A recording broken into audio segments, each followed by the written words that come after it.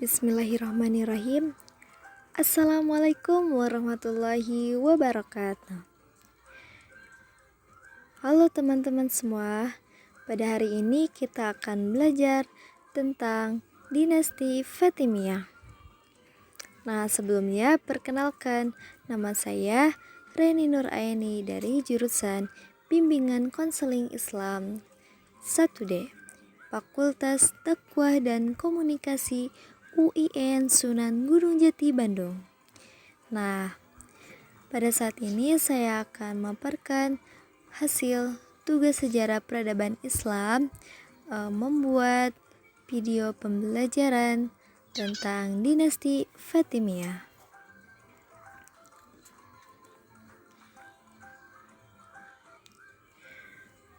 Awal pembentukan dan perkembangan dinasti Fatimiyah.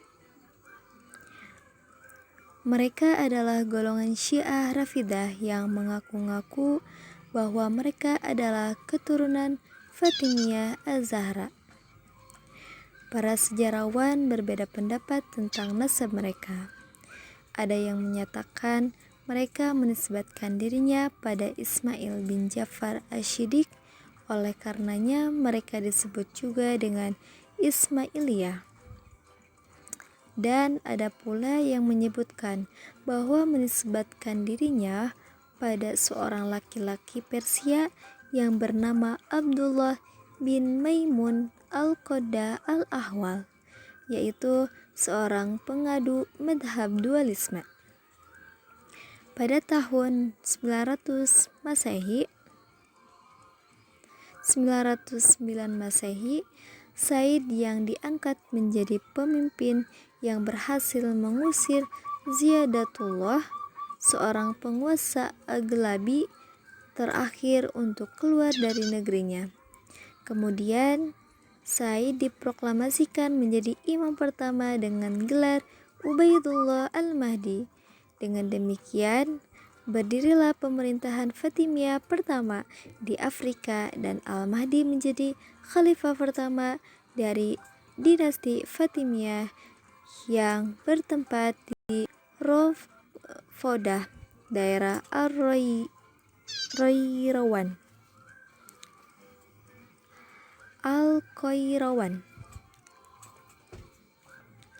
Nah, setelah mengumpulkan berbagai perlengkapan dan kekayaan untuk memperluas kekuasaan, pada tahun 914 mereka bergerak ke arah timur dan berhasil menaklukkan Alexandria, menguasai Syria, Malta, Sardinia, Kosrika, Pulau Batrik, dan pulau lainnya. Selanjutnya, pada tahun 920 Masehi, mereka membangun kota baru di Pulau Tunisia yang kemudian diberi nama Al-Mahdi. Pada tahun 934 Masehi, Al-Mahdi meninggal dan diangkat oleh anaknya yang bernama Abu Qasim dengan gelar Al-Qaim. Pada tahun 934 sampai 949 Masehi, ia mampu menaklukkan Genoa dan wilayah sepanjang Calabria.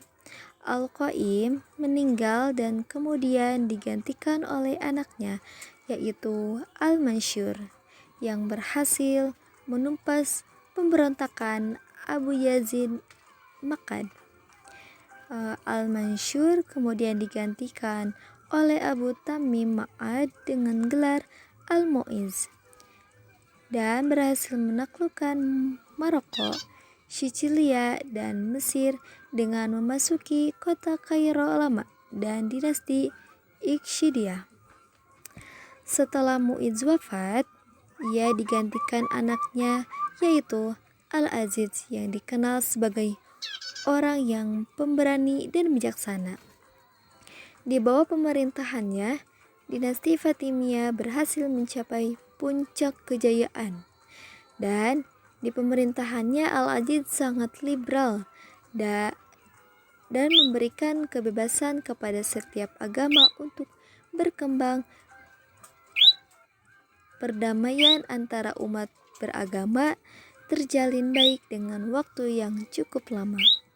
Khalifah dinasti Fatimiyah beraliran Syiah Ismailiyah, namun mayoritas rakyatnya tetap menganut aliran Sunni dan menikmati sebagian besar kebebasan dalam menjalankan keagamaan. Nah, selama berkuasa, dinasti ini dipimpin oleh 14 orang khalifah, yaitu 1. Ubaidillah Al-Mahdi. Yang kedua, Al-Qaim. Yang ketiga, Al-Mansur. Yang keempat, Al-Mu'izz. Yang kelima, Al-Aziz. Yang keenam, Al-Hakim. Ketujuh, Al-Zahir. Yang kedelapan, Al-Mustanshir. Yang kesembilan, Al-Musta'li. Yang kesepuluh, Al-Amir. Dan yang ke-11 Al-Hafiz, yang ke-12 Al-Zafir, yang ke-13 Al-Faiz, dan yang terakhir yaitu yang ke-14 Al-Adid. Nah, untuk selanjutnya yaitu kemajuan atau perkembangan dinasti Fatimiyah, yaitu terdapat 7 bidang. Yang pertama yaitu bidang pemerintahan, yang kedua filsafat, yang ketiga keilmuan dan kesusastraan, yang keempat ekonomi dan sosial, yang kelima bidang kebudayaan, yang keenam bidang ilmu pengetahuan, dan yang terakhir yang ketujuh yaitu bidang administrasi. Nah, kemajuan dan perkembangan dinasti Fatimiyah yang pertama yaitu bidang pemerintahan. Bidang pemerintahan dalam melaksanakan pemerintahan khalifah adalah kepala yang bersifat temporal dan spiritual. Pengangkatan dan pemecahatan pejabat tinggi berada di bawah kontrol kekuasaan khalifah. Menteri-menteri kekhalifahan dibagi menjadi 2 kelompok, yaitu kelompok militer dan kelompok sipil. Selain pejabat, ada beberapa pejabat lokal yang diangkat oleh khalifah untuk mengelola bagian wilayah Mesir, Syria, dan Asia Kecil. Ketentaraan dibagi menjadi 3 kelompok. Yang pertama, amir-amir yang terdiri dari pejabat-pejabat tinggi dan pengawal khalifah, ya, dan yang kedua para ospir jaga, dan yang ketiga yaitu berbagai resimen yang simpan sebagai hafidh, Jayat Siyah dan Sundania. Nah, untuk kemajuan atau perkembangan dinasti Fatimiyah yang kedua yaitu filsafat. Kelompok ahli filsafat yang paling terkenal pada masa dinasti Fatimiyah ini adalah Ikhwanus Safa. Dalam filsafatnya, kelompok ini cenderung membela kelompok Syiah Ismailiyah. Dan kelompok inilah yang mampu menyempurnakan pemikiran-pemikiran yang dikembangkan oleh golongan Mu'tazilah dalam masalah ilmu, agama, pengembangan syariah, dan filsafat Yunani. Beberapa tokoh yang muncul pada masa Fatimiyah di antaranya adalah Abu Hatim Ar-Razi, Abu Abdillah An-Nasafi, Abu Ya'qub As-Sajazi, Abu Hanifah An-Nu'man Al-Maghribi, Ja'far ibnu Mansur Al-Yamani, Hamiduddin Al-Kirmani. Nah, untuk yang ketiga yaitu keilmuan dan kesusastraan. Seorang ilmuwan yang paling terkenal pada masa Fatimiyah adalah Yaqub ibnu Kilis. Pada masanya ia berhasil besarkan seorang ahli fisika yang bernama Muhammad At-Tamimi. Selain itu juga ada ahli sejarah, yaitu Muhammad Ibnu Yusuf Al-Kindi dan Ibnu Salamah Al-Qudai. Seorang ahli sastra yang muncul pada masa Fatimiyah adalah Al-Aziz yang berhasil membangun Masjid Al-Azhar. Kemajuan yang paling mendasar pada masa Fatimiyah ini adalah keberhasilan membangun sebuah lembaga keilmuan yang disebut Darul Hikmah atau yang disebut juga Darul Ilmi, yang dibangun oleh Al-Hakim pada 1005 Masehi. Pada masa Al-Mustansir terdapat perpustakaan yang di dalamnya berisi 200 buku dan 240 ilmunisasi Al-Quran. Ini merupakan bukti terbaik kontribusi dinasti Fatimiyah bagi perkembangan budaya Islam.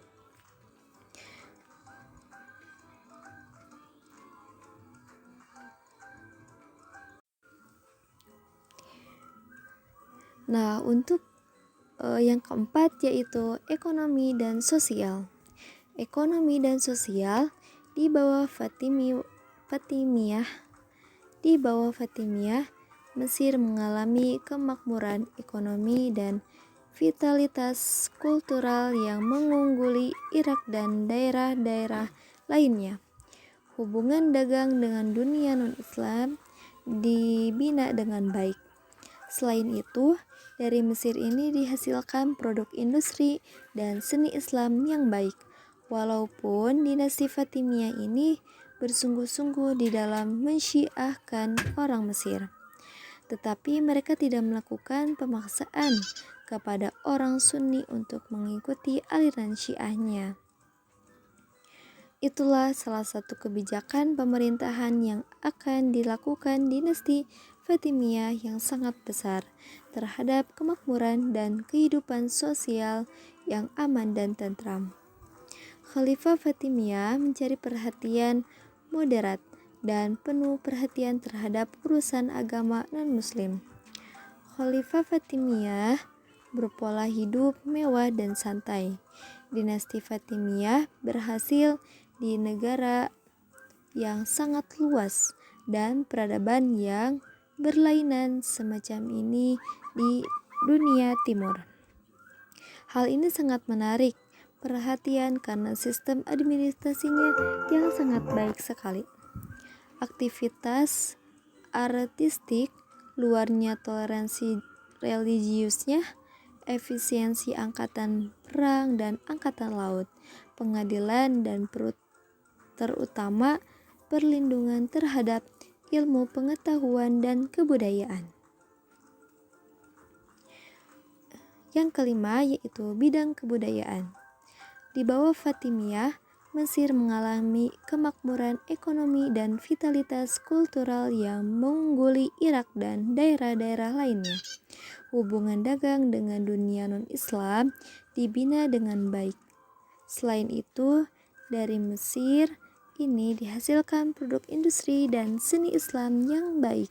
Walaupun dinasti Fatimiyah ini bersungguh-sungguh di dalam mensyiahkan orang Mesir, tetapi mereka tidak melakukan pemaksaan karena orang Sunni untuk mengikuti aliran Syiahnya.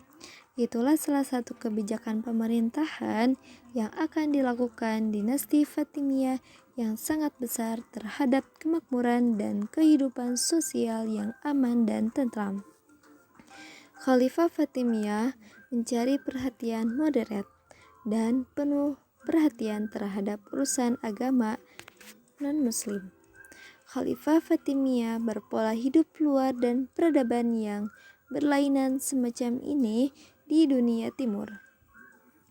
Hal ini sangat menarik perhatian karena sistem administrasinya yang sangat baik sekali. Aktivitas artistik, luasnya toleransi religiusnya, efisiensi angkatan perang dan angkatan laut, pengadilan, dan terutama perlindungan terhadap ilmu pengetahuan dan kebudayaan. Nah, untuk yang keenam yaitu bidang ilmu pengetahuan. Untuk memajukan ilmu pengetahuan, Khalifah mengundang para ahli, diantaranya ahli matematika seperti Ibnu Haytham al-Bashri untuk mengunjungi Kairo. Selain itu, muncul ahli sejarah seperti Ibnu Zulak, al-Musabbihi, al-Kudai, dan penulis kitab al-Dirayat, al-Sabushi, pustakawan al-Muhallabi, dan ahli geografi Ibnu al-Makmun al-Bataihi. Nah, untuk yang terakhir yaitu ketujuh yaitu di bidang administrasi. Administrasi kepemerintahan dinasti Fatimiyah secara garis besar tidak berbeda dengan dinasti Abbasiyah. Muncul beberapa jabatan yang berbeda. Khalifah sebagai kepala negara baik dalam urusan dunia maupun spiritual. Kementeriannya terbagi menjadi 2 ahli pedang dan ahli pena. Selain jabatan di luar istana, terdapat juga jabatan di tingkat daerah yaitu Mesir, Syria, dan daerah-daerah di Asia Kecil. Dalam bidang kemiliteran terbagi 3 jabatan pokok yaitu Amir, petugas keamanan, dan berbagai resimen. Selanjutnya, masa kemudahan dan kehancuran dinasti Fatimiyah. Setelah berakhirnya masa pemerintahan Al-Aziz, dinasti Fatimiyah mulai menurun. Walaupun pada masa Al-Mustashir sempat mengalami kejayaan, itu seperti apa yang telah dicapai oleh Al-Aziz. Adapun faktor-faktor yang menyebabkan kemunduran dinasti Fatimiyah adalah para penguasa yang selalu tenggelam dalam kehidupan yang mewah, adanya pemaksaan ideologi Syiah kepada masyarakat yang utama Sunni, terjadinya persaingan perebutan wazir, kondisi Al-Adhid dalam keadaan sakit yang dimanfaatkan oleh Nuruddin. Pemerintahan dinasti Fatimiyah yang berlangsung 262 tahun antara 297 Hijriah sampai 909 Masehi sampai 567 Hijriah atau sampai 1171 Masehi akhirnya tidak dapat dipertahankan lagi karena faktor-faktor intern. Sebagai penyebab dominan kemunduran Khalifah Fatimiyah yaitu kerusakan yang diakibatkan oleh serangan yang dilakukan Nuruddin al-Zanki, penguasa Syria, di bawah Panglima Syirkuh yang dibantu oleh keponakannya Salahuddin al-Ayyubi, mengalahkan tentara Salib tahun 564 Hijriah atau sama dengan 1169 Masehi. Syirkuh oleh Salahuddin al-Ayyubi. Syirkuh wazir selama 2 bulan karena meninggal dunia dan jabatannya ditunjuk oleh Salahuddin al-Ayyubi pada tahun 567 Hijriah atau sama dengan 1170 Masehi. Salahuddin al-Ayyubi menghapuskan dinasti Fatimiyah atas desakan dari pemerintahan di Baghdad dan menggantikannya dengan nama dinasti Ayyubi yang dibangun di Baghdad. Terima kasih. Wassalamualaikum warahmatullahi wabarakatuh.